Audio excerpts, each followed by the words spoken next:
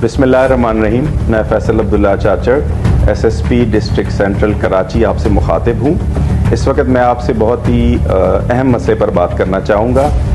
अगर आपके साथ कोई ऐसा वक़ूआ होता है, कोई ऐसा वाक़या पेश आता है या कोई क्राइम होता है, तो आप फ़ौरन 15 पे कॉल करें।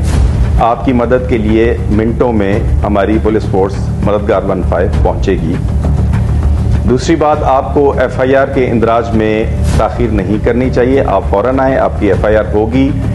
अगर इस FIR में कोई ताख़ीर होती है तो आप कंप्लेंट भी लॉन्च कर सकते हैं, जिसके लिए हमारे पास व्हाट्सएप नंबर है 0309 9234 671। इसमें ना सिर्फ आप ताख़ीर की कंप्लेंट भी कर सकते हैं, इसके अलावा भी अगर कोई और मसला है, कोई रिश्वत सतानी का मसला है, वो भी आप कंप्लेन कर सकते हैं। उस पर फौरी अमल होगा, इंक्वायरी होगी और ज़िम्मेदारान को हम कैफ़र किरदार तक पहुँचाएँगे।